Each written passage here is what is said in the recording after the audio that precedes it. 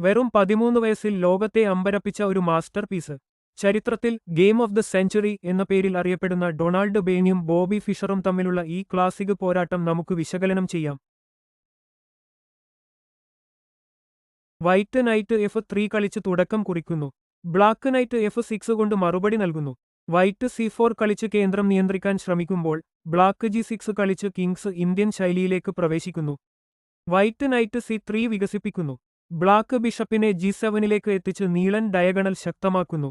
തുടർന്ന് white D4 കളിച്ച് കേന്ദ്രം ഉറപ്പിക്കുന്നു. ബ്ലാക്ക് കാസിൽ ചെയ്ത് രാജാവിനെ സുരക്ഷിതനാക്കുന്നു. Bishop F4 white കരുക്കളെ സജീവമാക്കുന്നു. അതിനു മറുപടിയായി ബ്ലാക്ക് D5 കളിച്ച് കേന്ദ്രത്തിൽ തിരിച്ചടിക്കുന്നു. വൈറ്റ് ക്വീനെ B3യിലേക്ക് കൊണ്ടുവന്ന് D5ന് മേൽ സമ്മർദ്ദം സൃഷ്ടിക്കുന്നു. എന്നാൽ ബ്ലാക്ക് D5ലെ പാവ് കൊണ്ട് C4ലെ പാവിനെ സ്വന്തമാക്കുന്നു. വൈറ്റ് ക്വീൻ ഉപയോഗിച്ച് തിരിച്ചുപിടിക്കുന്നു. തുടർന്ന് ബ്ലാക്ക് C6 കളിച്ച് കേന്ദ്രം ഉറപ്പിക്കുകയും അടുത്ത ആക്രമണത്തിനുള്ള ഒരുക്കം തുടങ്ങുകയും ചെയ്യുന്നു.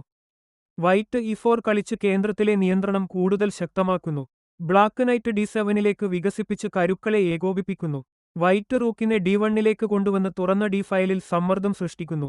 എന്നാൽ ബ്ലാക്ക് നൈറ്റ് B6ലേക്ക് ചാടി വൈറ്റിന്റെ ക്വീനിനെ ആക്രമിക്കുന്നു. ക്വീൻ C5ലേക്ക് മാറേണ്ടി വരുന്നു. അതോടെ ബ്ലാക്ക് ബിഷപ്പിനെ G4ലേക്ക് വികസിപ്പിച്ച് വൈറ്റിന്റെ നൈറ്റിനെ പിൻ ചെയ്യുകയും കേന്ദ്രത്തിലെ സമ്മർദ്ദം കൂടുതൽ ശക്തമാക്കുകയും ചെയ്യുന്നു. വൈറ്റ് ബിഷപ്പിനെ G5ലേക്ക് വികസിപ്പിച്ച് ബ്ലാക്കിന്റെ നൈറ്റിന് മേൽ സമ്മർദ്ദം കൂട്ടുന്നു. പക്ഷേ ബോബി ഫിഷർ നൈറ്റ് A4ലേക്ക് ചാടി വൈറ്റിന്റെ ക്വീനെ ആക്രമിക്കുന്നു. ക്വീൻ A3യിലേക്ക് മാറിയ ഉടൻ തന്നെ ബ്ലാക്ക് നൈറ്റ് C3യിലെ നൈറ്റിനെ സ്വന്തമാക്കുന്നു. വൈറ്റ് ബി പാവ് കൊണ്ട് തിരിച്ചുപിടിക്കുന്നു. ഇവിടെയാണ് ഫിഷറിന്റെ യഥാർത്ഥ പദ്ധതി ആരംഭിക്കുന്നത്. നൈറ്റ് E4 കേന്ദ്രത്തിലെ പാവ് സ്വന്തമാക്കി വൈറ്റ് ബിഷപ്പ് ഉപയോഗിച്ച് E7ലെ പാവിനെ സ്വന്തമാക്കുന്നു. ഉടൻ തന്നെ ബ്ലാക്ക് ക്വീനെ B6ലേക്ക് എത്തിച്ച് ആക്രമണത്തിന്റെ മൂർച്ച കൂട്ടുന്നു. വൈറ്റ് ബിഷപ്പിനെ C4ലേക്ക് പിൻവലിക്കുന്നു. എന്നാൽ ബ്ലാക്ക് നൈറ്റ് C3യിലെ പാവിനെ സ്വന്തമാക്കി വൈറ്റിന്റെ നിലയിൽ വിള്ളൽ സൃഷ്ടിക്കുന്നു. വൈറ്റ് ബിഷപ്പിനെ C5ലേക്ക് വികസിപ്പിക്കുന്നു. ബ്ലാക്ക് റൂക്കിനെ ഇതിലേക്ക് എത്തിച്ച് രാജാവിന് ശക്തമായൊരു ചെക്ക് നൽകുന്നു. വൈറ്റ് രാജാവ് F1ലേക്ക് മാറുന്നു. അതോടെ ബ്ലാക്ക് ബിഷപ്പിനെ E6ലേക്ക് വികസിപ്പിച്ച് എല്ലാ കരുക്കളെയും ആക്രമണത്തിനായി ഒരുമിപ്പിക്കുന്നു. വൈറ്റ് B6ലെ ക്വീനെ വെട്ടിയെടുക്കുന്നു. പക്ഷേ അതിനു പിന്നാലെ ബ്ലാക്ക് ബിഷപ്പ് C4ലേക്ക് കടന്ന് ചെക്ക് നൽകുന്നു.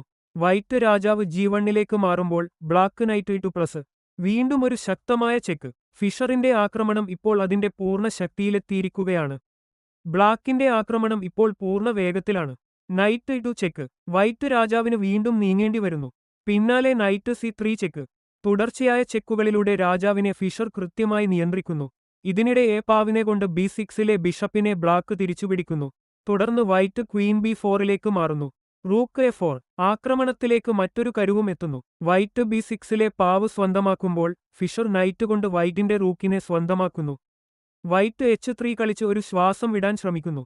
പക്ഷേ ബ്ലാക്ക് റൂക്ക് A2 ആക്രമണം കൂടുതൽ ശക്തമാകുന്നു.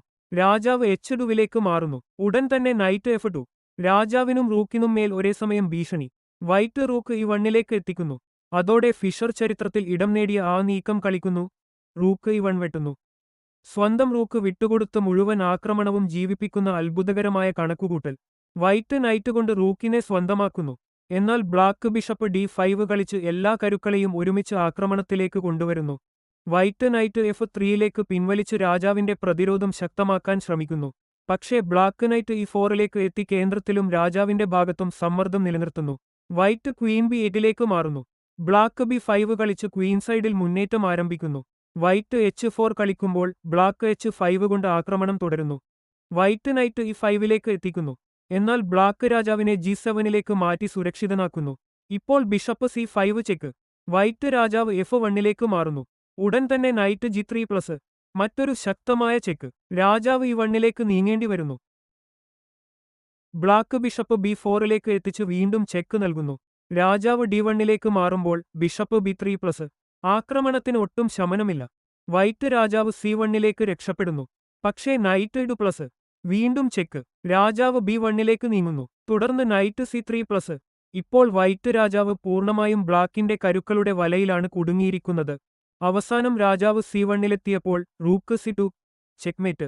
വെറും 13 വയസ്സിൽ ബോബി ഫിഷർ കളിച്ച ഈ അത്ഭുതകരമായ ഗെയിം ഇന്നും ഗെയിം ഓഫ് ദ സെഞ്ചുറി എന്ന പേരിൽ ഓർമ്മിക്കപ്പെടുന്നു.